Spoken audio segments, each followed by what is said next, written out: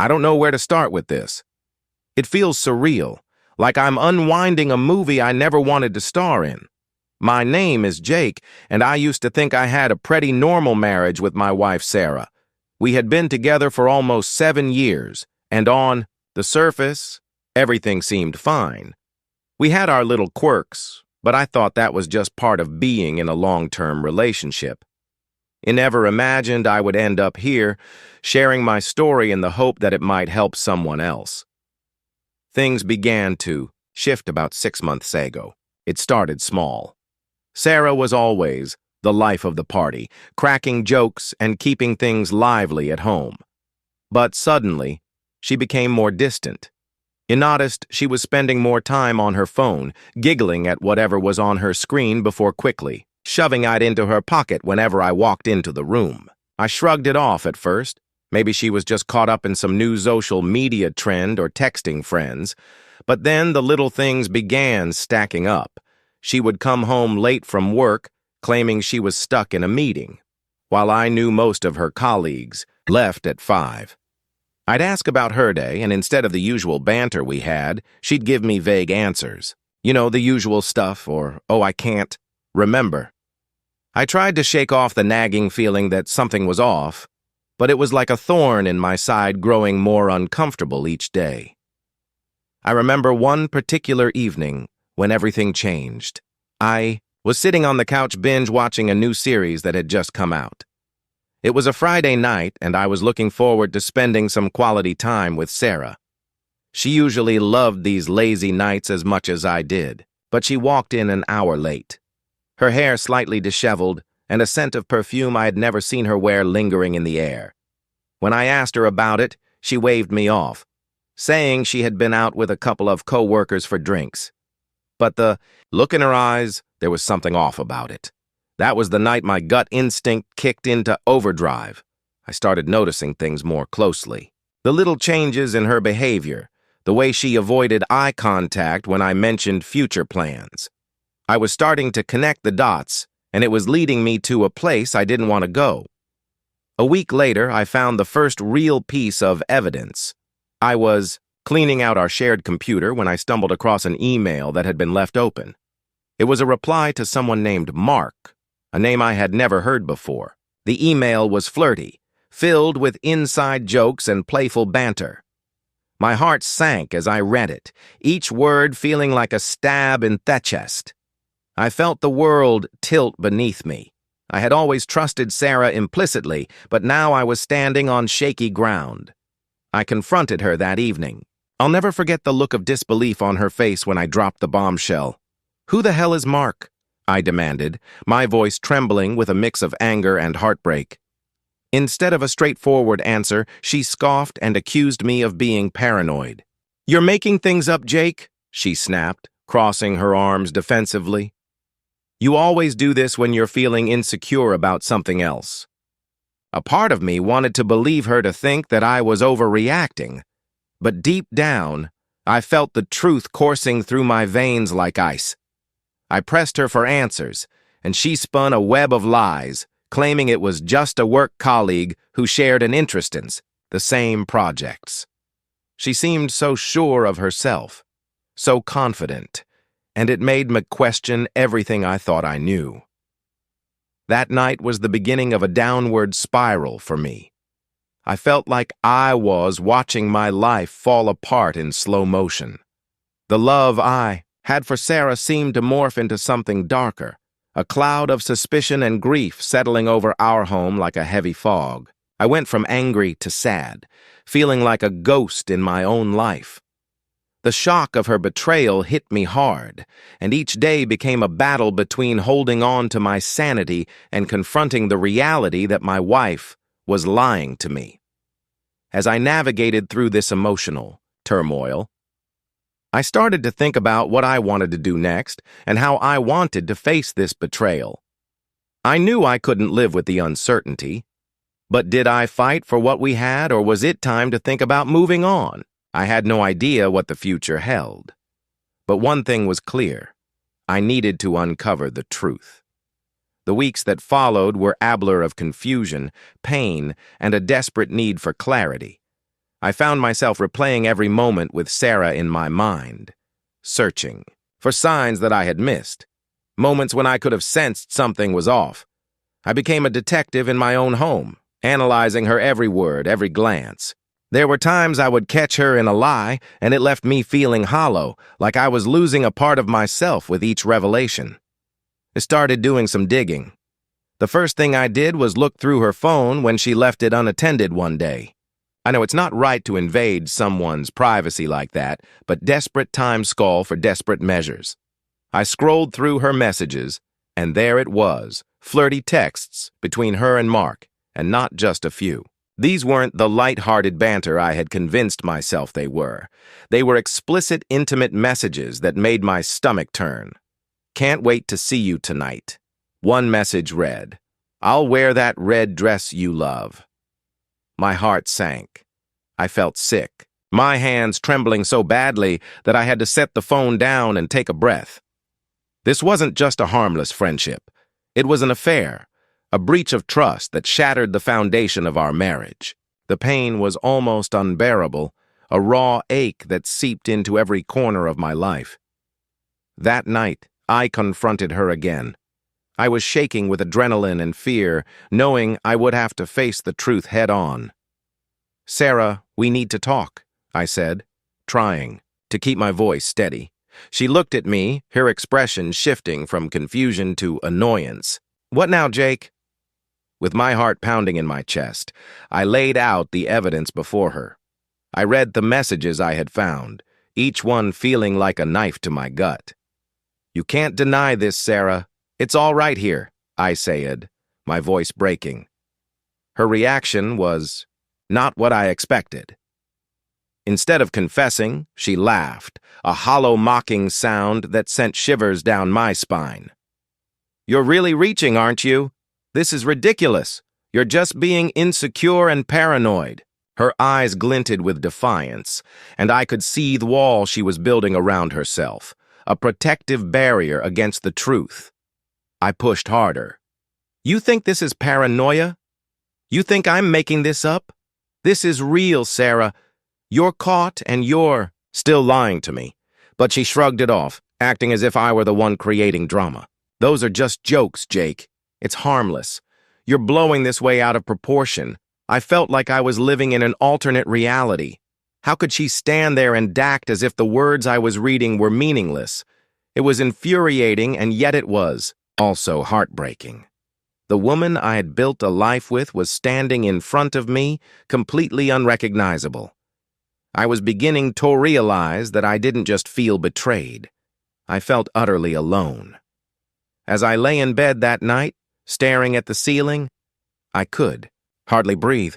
I trapped in a whirlwind of emotions, alternating between anger, grief, and confusion.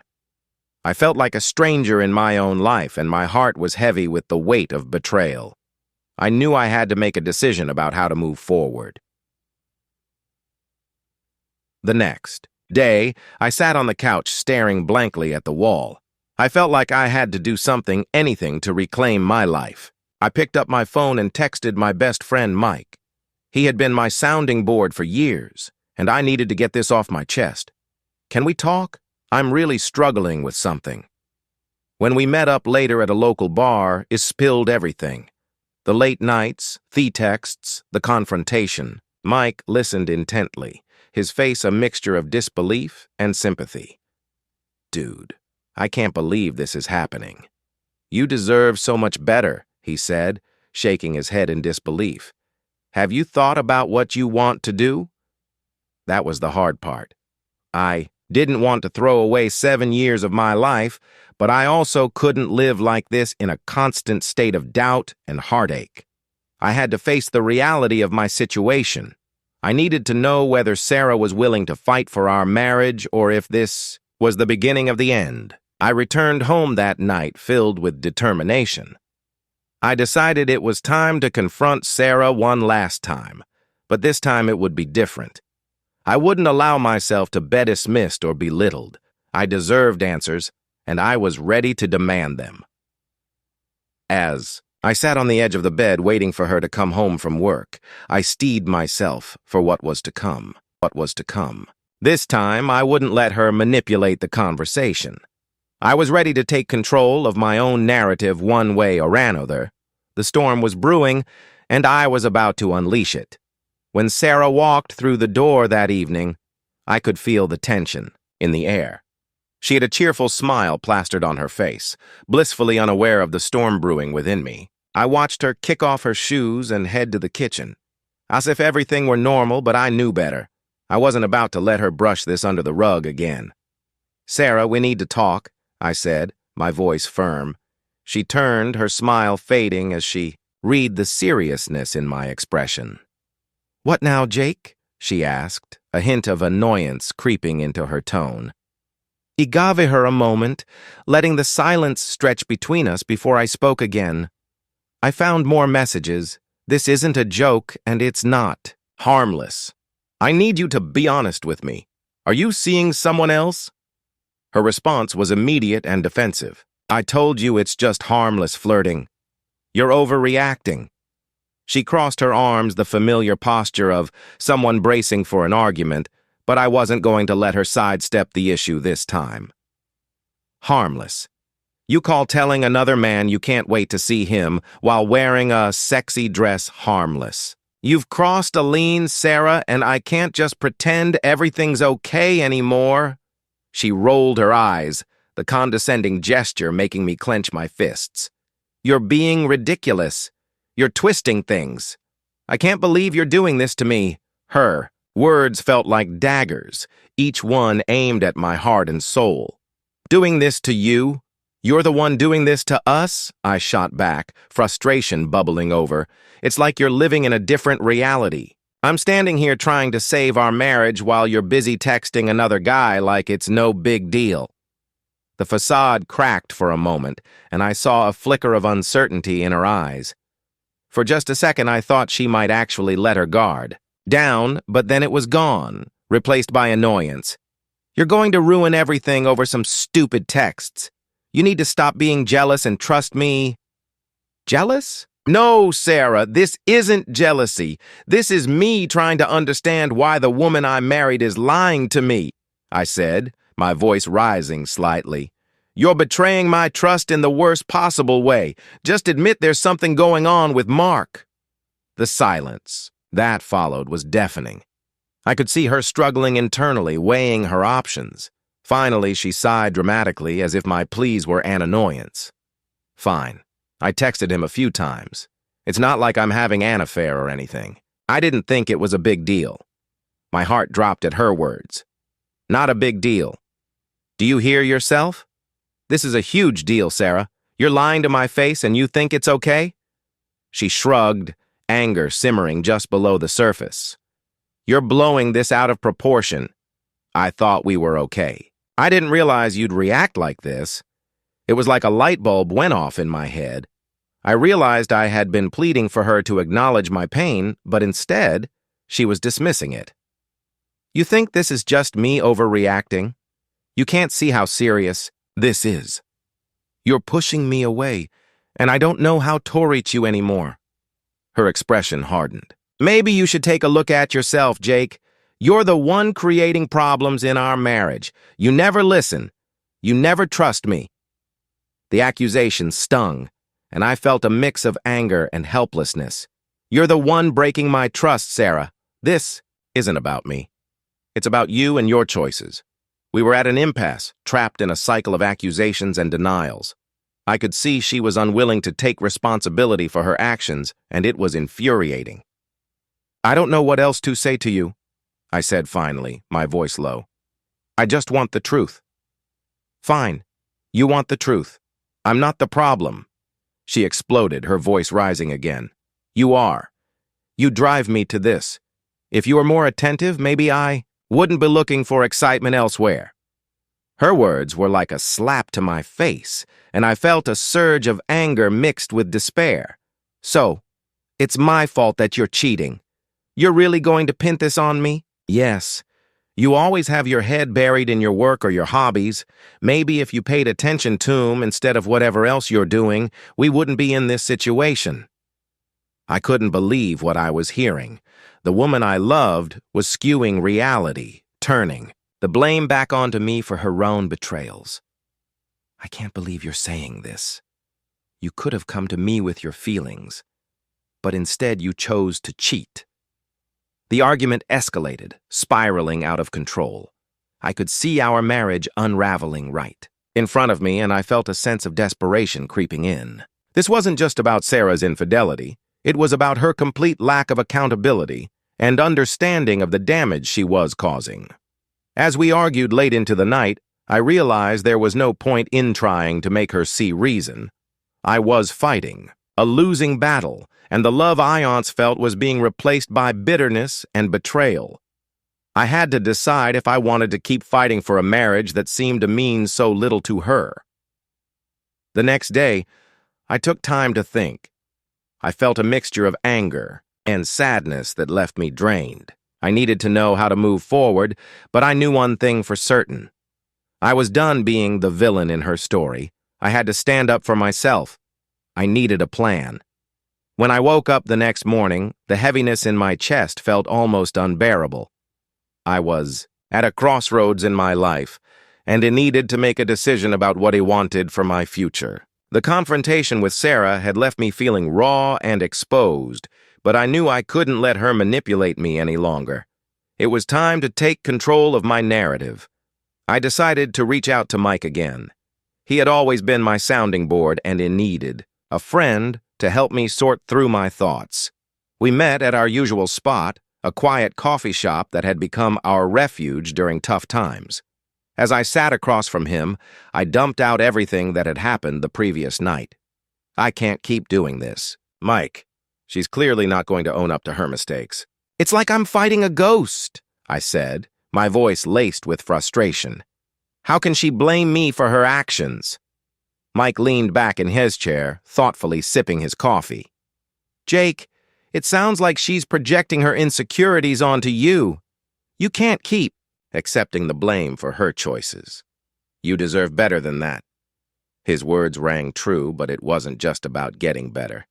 I had to figure out how to move on from this toxic cycle. I don't want to throw away my marriage, but how do I trust her again? "Everything feels like a lie," I said, pinching the bridge of my nose, trying to stave off the headache that was beginning to form. "Trust is built over time, but right now she's not giving you any reason to trust her. You need to have some serious conversations about boundaries and what you both want moving forward. If she's not willing to change, then you need to think about what's best for you," Mike advised. As I listened to him, an idea began to form in my mind. Maybe it was time to flip the script. Instead of waiting for Sarah to admit her wrongs, I would show her that I wouldn't accept being treated this way any longer. I didn't want to be a passive participant in my own life. I needed to reclaim my power. After finishing our coffees, I returned home, feeling more resolved. I spent the next couple of days contemplating my options, weighing the pros and cons of staying versus leaving. I felt like I was stuck in a fog, unable to see my path clearly. It was during this time that I made a decision that I hoped would shake things up. I called Sarah and asked her to meet me at a nearby park later that week. I told her it was important, and I think she sensed the change in my tone. When the day finally arrived, I found a quiet bench and waited for her to arrive. I felt a mix of anxiety and determination bubbling inside me. When she showed up, I could see the confusion on her face. "What's going on, Jake?" she asked, her brow furrowed. I took a deep breath, trying to steady my nerves. "I need to be honest with you, Sarah." I began, looking her straight in the eye. "I've been thinking a lot about us and our relationship. I can't keep pretending everything is fine when it's not." She shrugged, an annoyed expression crossing her face. "Okay, but can we not do this right now? I'm stressed from work." "No, we're doing this now," I insisted. "You've put me through hell, and I deserve answers. I'm tired of feeling like the bad guy in this relationship." Her defensiveness flared, but I pressed in. You've betrayed my trust, and I can't just sweep that under the rug. You need to understand how serious this is. If you want to salvage our marriage, you need to be willing to own your mistakes. She crossed her arms, her lips pressing into a thin line. What do you want me to say, Jake? I told you it was nothing, right? But it was more than nothing for me. I can't move forward without knowing you're committed to being honest and faithful. I want to work on our marriage, but it starts with you acknowledging what you've done. Her expression softened slightly, but she quickly masked it with annoyance again. So, what you want me to apologize? Is that it? I want you to understand the impact of your choices.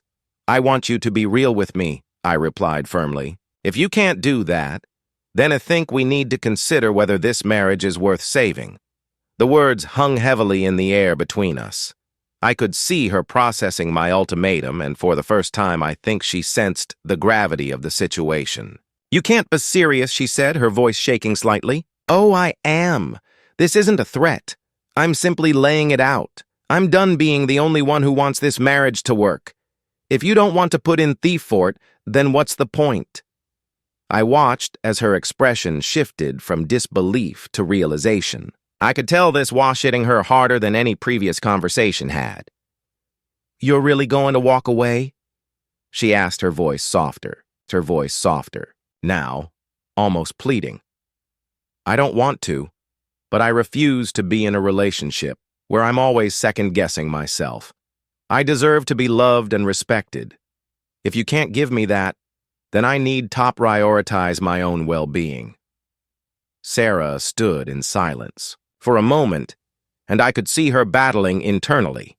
I had drawn a line in the sand, and it was clear she was faced with a choice. Here Yee's glistened slightly, but she quickly blinked it away, her tough exterior returning. Fine. If that's how you feel, maybe you should take some time to think about what you really want, she said, her voice regaining its bite. Maybe I will, I replied calmly.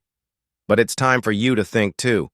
I'm not going to be the only one doing the heavy lifting in this relationship anymore. As I walked away from that park, I felt a mix of hope and fear. I was stepping into uncharted territory, but I knew I had made the right choice. No more games, no more manipulation. I was ready to take a stand for myself and my future, whatever that might look. Like, it was time to see if Sarah would step up or continue down the path of self-destruction. The ball was in her court now, and I was ready to see what she would do with it.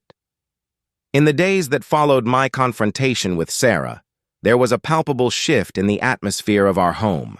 It felt charged, as if we were both walking on eggshells, each of us waiting for the other to make a move.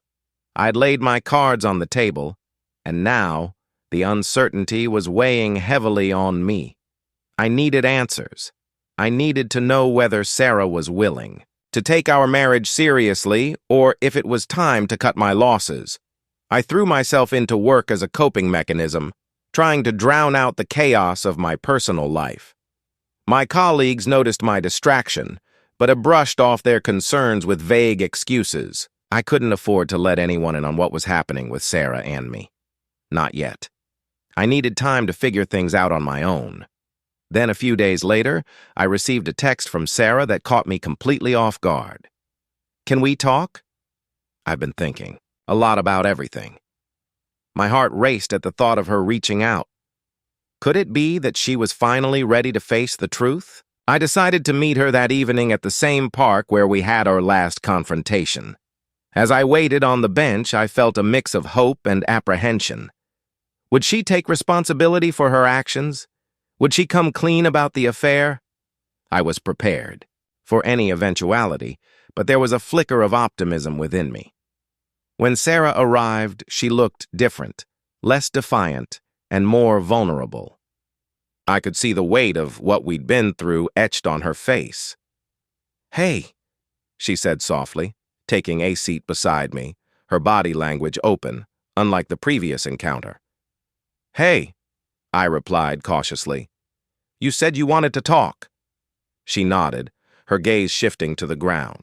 Yeah, I've had some time to think about what you said about us. I held my breath, waiting for her to elaborate. You were right, Jake. I've been running away from my own feelings and using Mark as an escape. It was stupid and selfish. Her voice cracked slightly as she spoke, and I could see the fight in her beginning to fade. Why didn't you just come to me? I asked, my voice steady but filled with emotion. We could have talked about it. I would have listened. I thought I could handle it on my own, she admitted, tears welling up in her eyes. I thought it was just harmless fun until I realized how wrong I was. I didn't want to hurt you. The admission hung in the air between us. I was torn between anger and a flicker of empathy. But you did hurt me, Sarah. You shattered my trust. I know. I'm so sorry, she said, her voice trembling. I never meant for it to get this far. It was just flirting at first, but I got caught up in the attention. I let myself get carried away. I took a deep breath trying to process her words. I need to know, Sarah. Are you done with Mark? Is this over? She swallowed hard, her hands fidgeting in her lap. Yes, I ended things with him last night. I realized I didn't want to lose you. I'm willing to do whatever it takes to make this right. A mix of relief and uncertainty washed over me. Part of me wanted to believe her, but the scars of betrayal still ran deep. I appreciate you saying that, but it's not just about words, Sarah. I need to see action. I need to know you're committed to rebuilding our trust. She nodded, her expression earnest. I understand. I'll do whatever it takes. I'll go to counseling. I'll be more transparent. I just want us to work. We sat in silence for a moment, both of us processing the gravity of what was happening. I still love you, Jake, she whispered, her voice barely above a whisper. I don't want to lose you. Hearing her say that stirred something within me. I had loved her fiercely, and a part of me still did.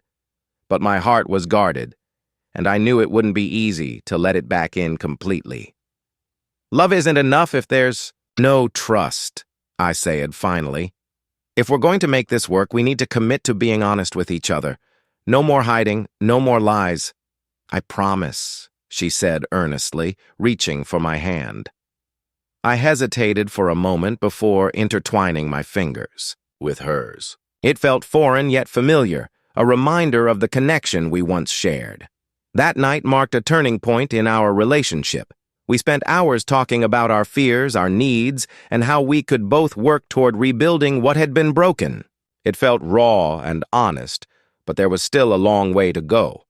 As the days turned into weeks, Sarah followed through on her promises. She started going to counseling, and we began to have open dialogues about our relationship. It was uncomfortable at times, and I still found myself haunted by memories of her betrayal, but I felt a glimmer of hope.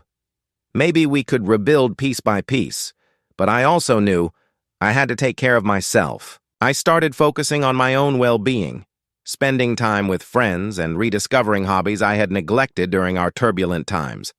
I needed to regain my sense of identity outside of our marriage, and it felt liberating. Through it all, I learned that healing takes time. Time to process emotions, time to rebuild trust, and time to discover who we were as individuals and as a couple. It was a daunting journey, but I was willing to fight for us. As I reflected on everything that had happened, I realized that relationships are fragile and they require constant care and attention. I hoped that by putting in the work, we could come out stronger on the other side. Only time would tell if we could truly heal from the damage done. But for the first time in a long while, I felt like I was ready to take that leap of faith. As weeks turned into months, I found myself navigating the rocky terrain of rebuilding trust and love with Sarah. It was a slow process filled with ups and downs, but I could feel a shift happening.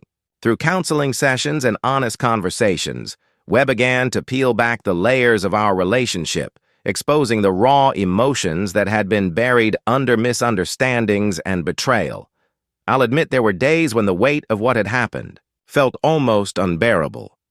I would catch myself lost in thought, grappling with the memories of her betrayal. The image of her texting Mark would flash in my mind at the most unexpected times, like a ghost refusing to fade away. I'd feel the familiar pang of jealousy and anger, but I had learned to vocalize these feelings instead of bottling them up. Sarah would listen, genuinely trying to understand my hurt, and in those moments, I could see how much she was willing to change. One day, during a particularly candid conversation, I asked her how she felt during the affair. "Did you ever stop to think about how it might affect me?" I asked, searching her eyes for sincerity. I thought about it, but I was so caught up in my own needs and desires, she admitted, her voice trembling. It was like I was in a fog, and I didn't see how selfish I was being. "I hurt you, and I regret it every day." Her honesty struck a chord in me, and for the first time I felt a glimmer of hope that maybe, just maybe, we could move past this. As we continued to navigate our new dynamic, I began to see changes in Sarah. She was more attentive, more present in it, felt like she was genuinely trying to connect with me.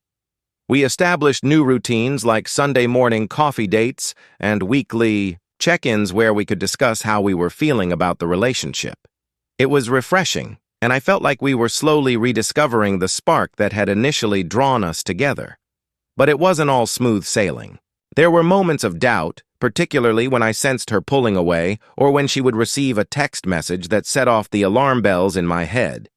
I'd find myself questioning her loyalty, but I reminded myself that healing was a process and trust takes time to rebuild. I learned to communicate my insecurities openly, and Sarah responded with patience. One evening, as we were cooking dinner together, the air was filled with laughter and playful bickering. It felt so normal, so comforting that I nearly forgot the tumultuous road we had traveled. That was when I realized something. I had started to forgive her. Not just for my own sake, but because I could see how much she was fighting for us. After months of hard work, I decided it was time to take a leap of faith.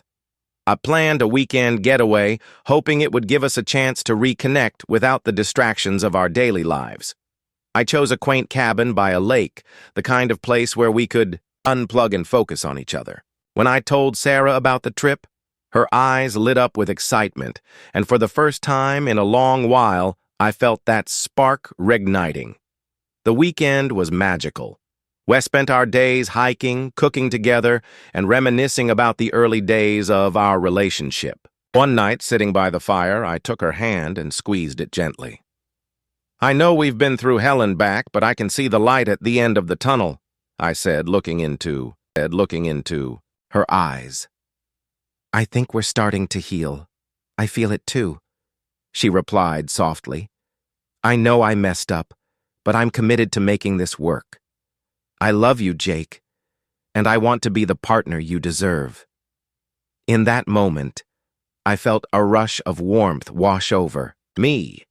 I realized that while the scars of betrayal would always remain, we had a choice. We could either let them define us or use them as a foundation to build something stronger. As we returned home, I felt a renewed sense of hope and purpose. I knew the journey wouldn't be easy and there would still be challenges ahead, but I was willing to face them together. Through the pain, we had learned the importance of communication, trust, and vulnerability. As I reflect on this experience now, I can say it has taught me so much about love and relationships. I learned that nobody is perfect, and we all make mistakes. It's how we respond to those mistakes that truly matters. If you find yourself in a similar situation, remember that healing takes time and it requires both partners to commit to the process. Be honest with yourself and each other, and don't be afraid to seek help when needed. It might feel impossible at first, but with patience and effort, you can emerge stronger than before. Today, Sarah and I are in a much better place. We've seen the worst, but have chosen to focus on the light and the love that still exists between us. I'm grateful for the lessons learned, and I'm hopeful for the future. We're building together. We may not be perfect, but we're on the right path, and that's enough for me.